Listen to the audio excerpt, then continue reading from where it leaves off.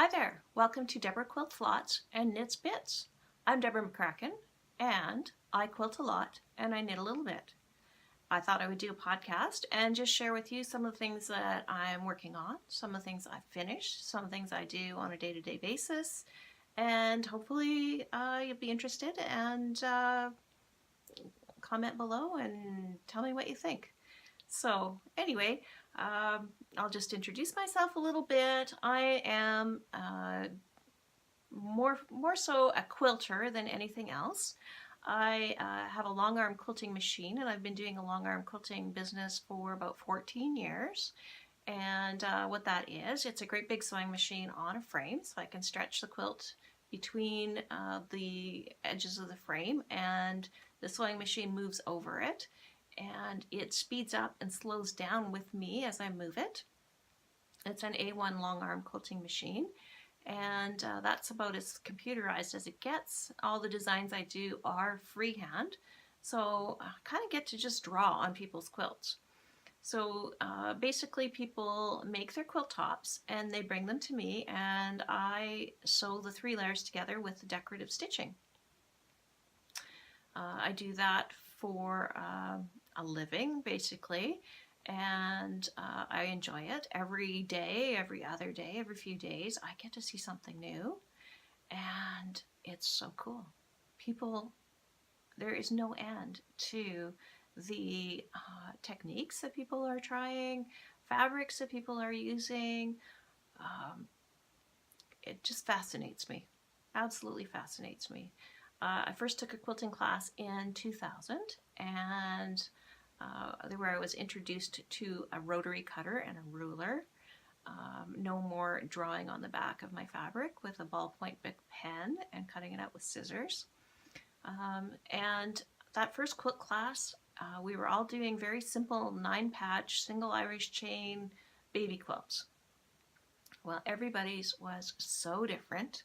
I wanted to make everyone, like the color combinations and the fabric combinations, and oh my god, it was overwhelming but totally inspiring. So I probably haven't not quilted, touched fabric, talked about quilting, looked at a quilting book, quilting video for a day since 2000. So I'm very fortunate to have a group of people that I quilt with. A couple of groups. I currently belong to the Penticton Quilters Guild, the Day Guild, and the Okanagan Modern Quilters Guild, and just unbelievable groups of people. So if you can get out and join a group, you will be way further ahead than if you sit in your basement and do it by yourself and try to figure things out on your own. I have to say that I know that from experience, because there were days before I took a class that I would be trying to lay things out on the living room floor and with a tape measure from my husband's garage, try to be measuring for borders or whatever, and it's a lot more work that way. So yeah, pick up a book, and now we have YouTube, and that's just amazing. So here we are on YouTube. Anyway, so I thought I would share with you. I was recently outed with the number of unfinished objects that I have. We just moved to a new to us home, and my quilting friends were like, oh, well, if you need help moving, and I thought, maybe I could have some help unpacking. So we moved in on Friday, and on Monday afternoon I had some girls come over for lunch and unpack my sewing room. So everything's organized. Even my fabrics are in order by color. Like, it's never been like that before. So thank you, Mary, Paige, Bobby, and Holly. Without you, I probably would still be tripping over boxes a couple months later. But now I have a big shelf full of UFOs, which are unfinished objects, and there's witnesses. So I thought maybe if I was accountable to my podcast viewers, I might get something done. So I thought, well, you know what, I'll pull out one of those and I'll try to have it completed for the next podcast. So hopefully that's incentive enough to bring you back next month. And if you like and subscribe and get notifications on the bottom here of the video, then you'll know when that is, probably around the 11th of the month. That's what I'm aiming for. So anyway, this is what I call my 4-patch stacker. And I started out with this fabric, which is a Christmas fabric from Basic Gray, probably 5 or 6 years ago. So that gives you an idea. Anyway, I stacked up 4 layers of that and cut it into squares, and you can put the squares together to make these kaleidoscope blocks, which we then organize and sew into a quilt. As you can see, I have a stack of blocks and I have a stack of fabric that hasn't been cut up into blocks yet. So maybe I'll try to get that done for the next podcast. I am doing a class in the 4-patch stacker. 4-patch stacker class is Saturday, January 19th, 2019 at Poppins Quilt Parlor here in Penticton. And that'll be fun. So maybe I'll be closer to done before that class comes up. This weekend, which is January 12th, we're doing the One Block Wonder class. And it's kind of the same concept, and you just have 6 layers of fabric. You cut it into 60-degree triangles and make hexagon blocks. And you can also do it with 8 layers of fabric, cutting into 45-degree triangles and make octagon blocks. And it's not that hard, but boy, it looks pretty complicated, doesn't it? And you just come out with these beautiful magical designs. Each block can go together on this one. Each block could have gone together 3 different ways because there's 3 sides to the triangle. These ones could have gone together 4 different ways because there's 4 sides. So it's fun, and you come up with something cool. And so, like say, January 12th at Poppins Quilt Parlor and January 26th at Poppins Quilt Parlor. And I was fortunate enough to go and teach some quilting classes at Fiberphilia Fest in New Denver last June, and this year it's June 22nd, 23rd, 2019. And when I went up there, I was going to stay with my friend Charlotte, and she's a quilter and a knitter, and I thought, oh, well, I'll make her something. And so I found this tutorial on YouTube called The Wide Open Pouch, and it was by Stitch Mischief.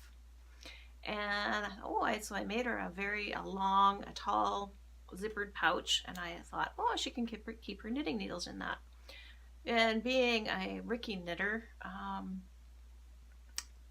people really don't use long, skinny knitting needles anymore. Everything's kind of circulars, as far as I can tell. But anyway, so I got up there, I was all proud of this. I thought, oh, new concept. And Charlotte says, oh, I love it, project bags. She says, I love project bags.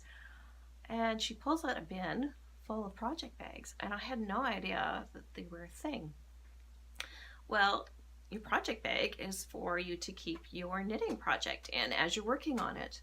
And I'm thinking, well, that makes sense. I have a bunch of project bags with my UFOs, my quilting unfinished objects in them, but they're Ziploc bags. It'd be so nice to have something pretty to keep my unfinished objects in. So I was watching podcasts, and I stumbled upon The Lonely Knitter. And she's a young lady from the UK who doesn't have anybody to knit with. So she started her own podcast, got her phone out, hooked it up, filmed herself talking about knitting, and she knits at the same time as she talks, and you can probably tell I'm probably not coordinated enough to do that. So anyway, her assignment on her first podcast was, and that's the one I caught, was to share with her the podcast that she watched. So I thought, oh, okay, well, I can do that. I can help her out. And little did I know I was one of thousands. So I go on to YouTube and start search knitting, and I get the Grocery Girls. Well, I'd seen the Grocery Girls on Craftsy, so I watched their podcast. Well, little did I know they're from Edmonton, Alberta, and I grew up in Calgary, Alberta, and I'm thinking like, oh my goodness, like, is this amazing? These girls from Edmonton are a worldwide knitting sensation on YouTube, and everybody knows who they are because they are mentioned on every podcast that you watch. So, okay, awesome. Also another one that I watch is called Cozy Up Knits, and there's 4 sisters from Grand Prairie, Alberta, which is a little north of Edmonton. And I can't believe this. And then I get on to this Stitch Mischief, which I only associated her after the fact with the wide open pouch tutorial that I'd already used. And Jade is from Vancouver, and she's Stitch Mischief, and she had just started doing podcast as well, and talked about her Finch Bucket project bag. So I went on to her website and I bought the pattern, and on her pattern it states that you can produce these to sell as long as it's not like a mass production kind of thing. So I thought I could do some quilted project bags for my friends. We were at Quilt Retreat in September, and we talked about the butterfly shawl on Ravelry. And both Kathy and Charlotte said that they'd like to make it. And I said, yeah, I'd love to make that, but I don't think I can do it. And they said, oh, well, we could get together on FaceTime and help you. And I'm like, really? So to encourage them to continue to help me after the initial little bit, I thought I would make them some of these butterfly project bags. So I sent them up, and we've started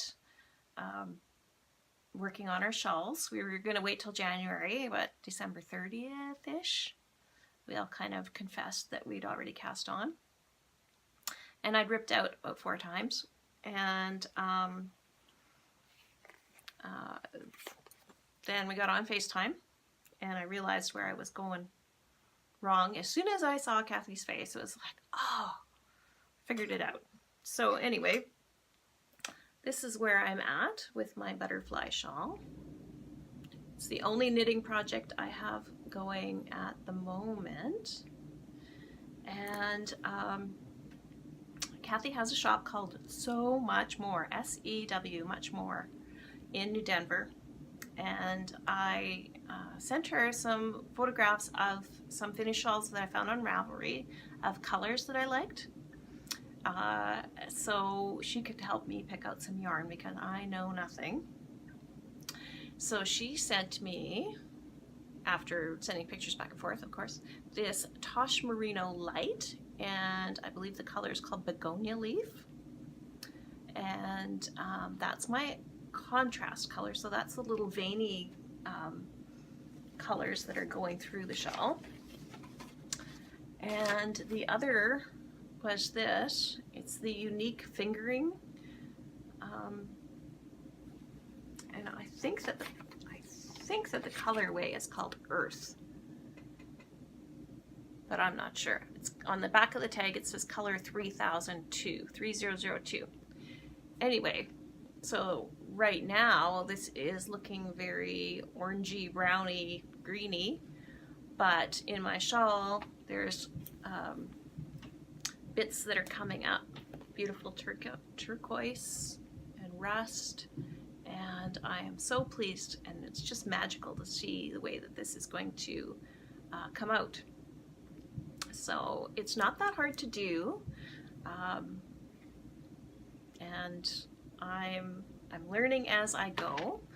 My friend Margot in Calgary is working on it, and my friend Shirley in Grand Forks is going to start anytime now too. So it's kind of fun. There's like 5 of us from all different places that are working on the same thing at the same time. And in the knitting world, I guess they're calling that a knit-along. So I'm learning about all this stuff. So anyway, back to the project bag thing. After I made those project bags out of the Finch bucket pattern, I thought, oh, I could do maybe some quilted project bags to sell. So here is one that's going to be on my shop update today, January 11th. And these will be one-of-a-kind items. Because I do this all freehand, I can't reproduce it. I can do something close, but I can't make the same thing twice, it seems.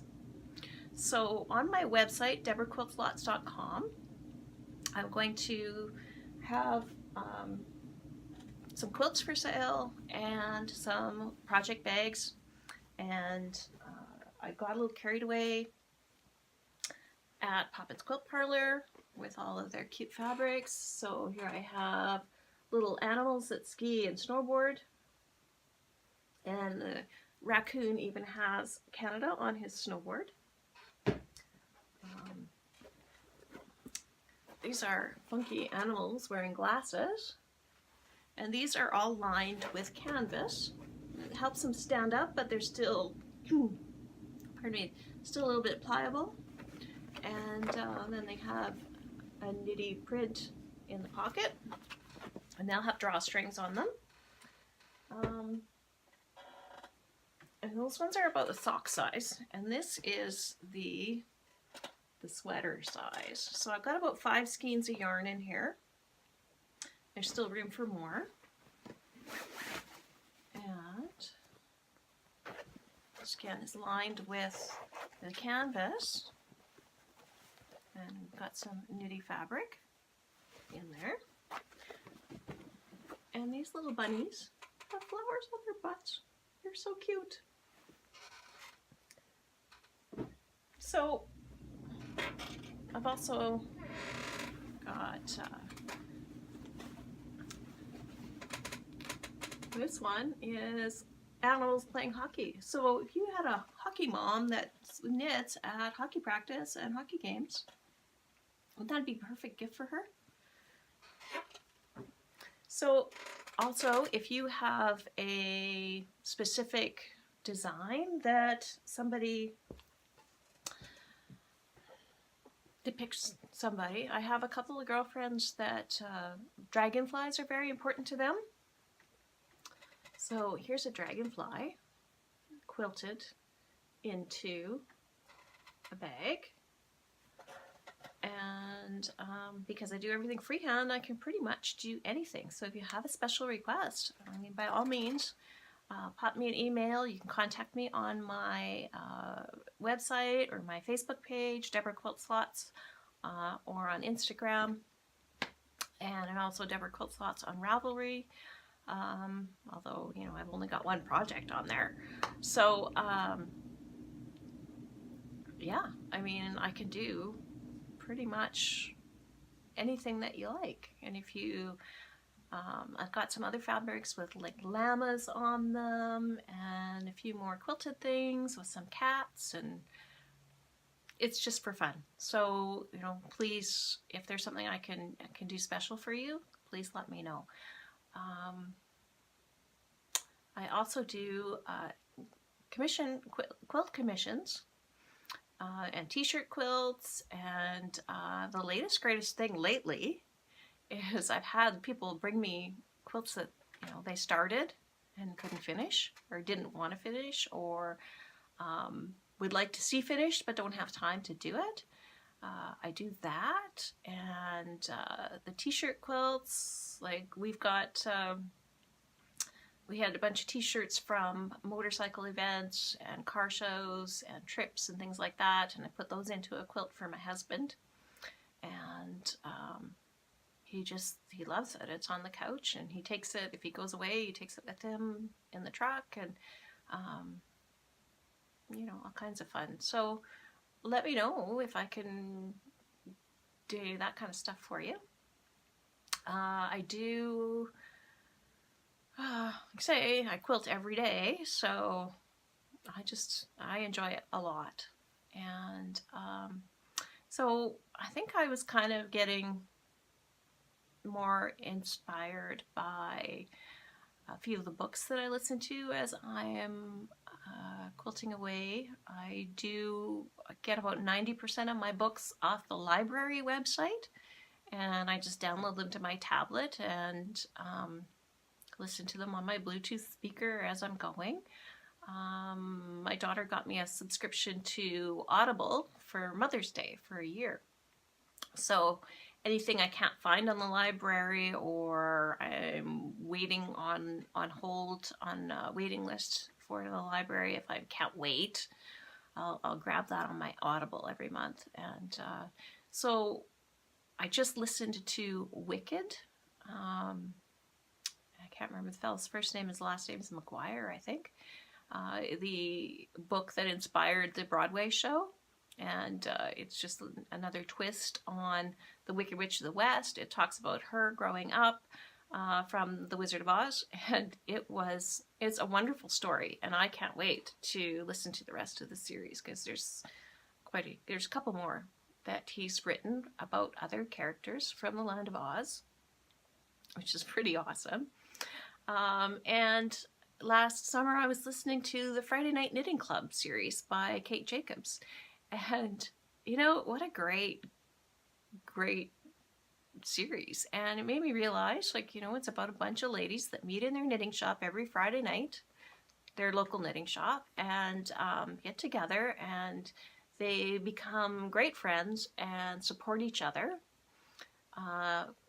in their hobby and in their business and in their lives. And you know, that is really, really important. And I so appreciate my quilting friends because of that very thing. Like when we moved to Castlegar and bought a little business, a little motel, I really missed all my work friends. Like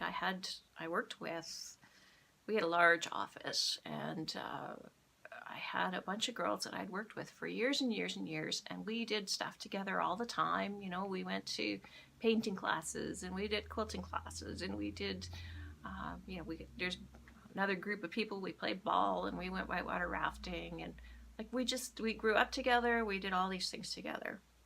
So then we moved on to Castlegar from Calgary and bought this little motel, and all of a sudden we were just us.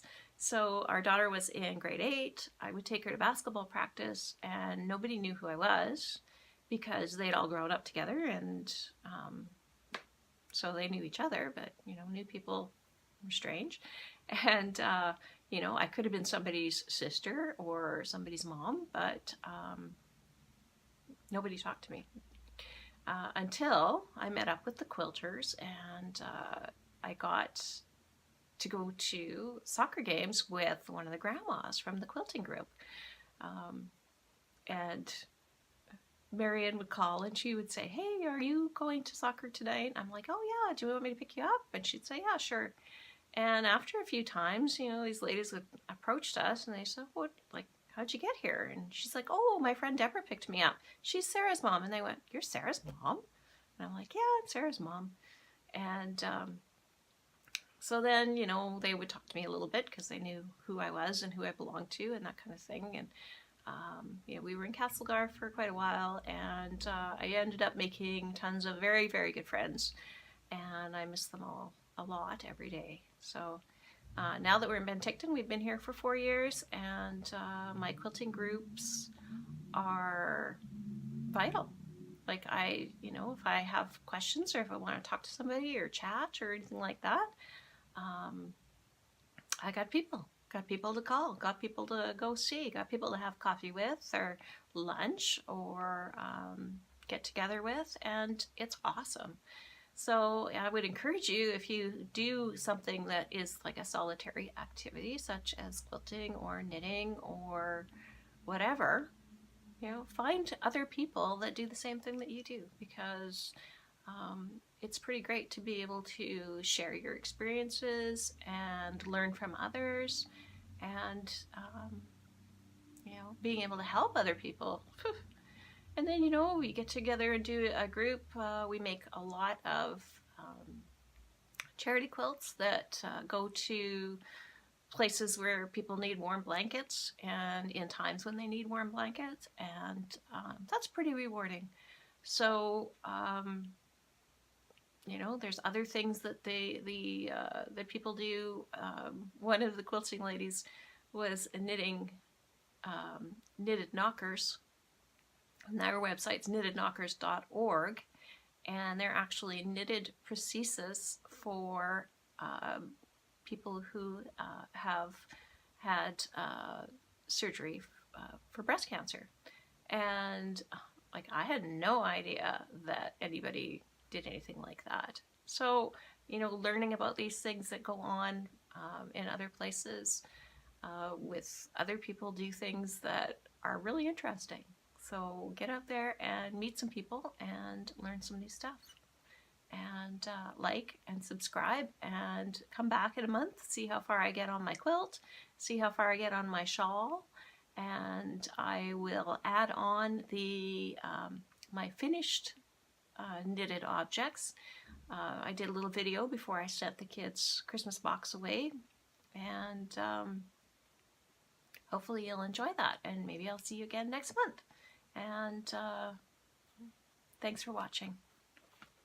Okay, so here's my finished objects in my knitting, and here are a pair of socks I made for my son-in-law Andrew, and he has huge feet, and hoping that they're going to fit him.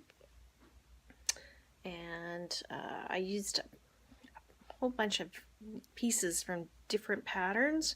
So it's only my 5th pair of socks, and I had all this confidence to start out with, and I think they turned out okay. We'll see if they fit. If they don't, I hope he says, no, they don't fit, so that the next pair I can get it right, and these ones you can wear for slippers.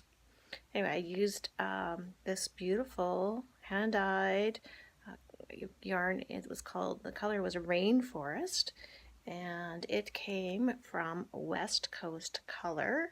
.net, COLOUR, that's how we spelled in Canada. And I bought it on a whim. I wasn't going to be buying a whole bunch of yarn and have a whole bunch of unfinished objects hanging around like I do with my quilting, because I've been quilting for 35 years, and I think I have stuff that I started maybe 20 years ago that's not finished. So yeah, anyway, I'm going to certainly do my very best to not get behind on my knitting projects or start something until I finish something else, but you know how that goes. Anyway, I bought this yarn at Fiberphilia Fest. It's June 22nd and 23rd of 2019. So I'm looking forward to going back this year.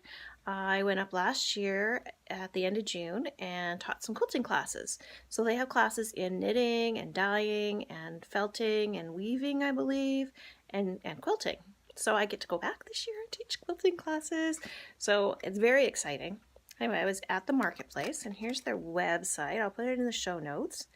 And if you can go, even just to pop up for the day, New Denver's on the Slocan Lake in the Kootenays, and there's beautiful places to camp. There's a couple of funky places to stay there, and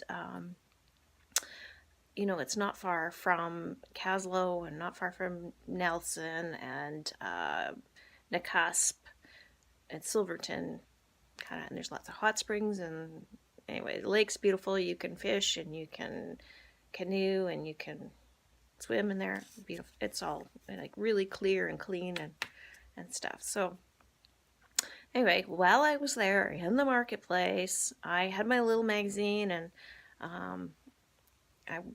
this West Coast color booth was just unbelievable, all the color, and it was, oh, I love this stuff. So I went over there and I said, I'm trying to make this project. And the lady there was so kind. She said, well, you need to have a cellulose fiber for that because it's lacy and it'll hold the shape better than a protein fiber will. And I'm like, oh, okay. I didn't know. So anyway, I was able to get the sock yarn, which I wasn't going to do, wasn't buying extra stuff. But anyway, when I'm ready for my next pair of socks, which should be not too long, I'm going to look that lady up and see if I can get some more from her because she was so nice and her stuff was absolutely stunning. Anyway, so I ended up at the Hemp for Knitting booth, which is where I got this hemp yarn. It's 100% hemp yarn, and I made this shawl for my daughter.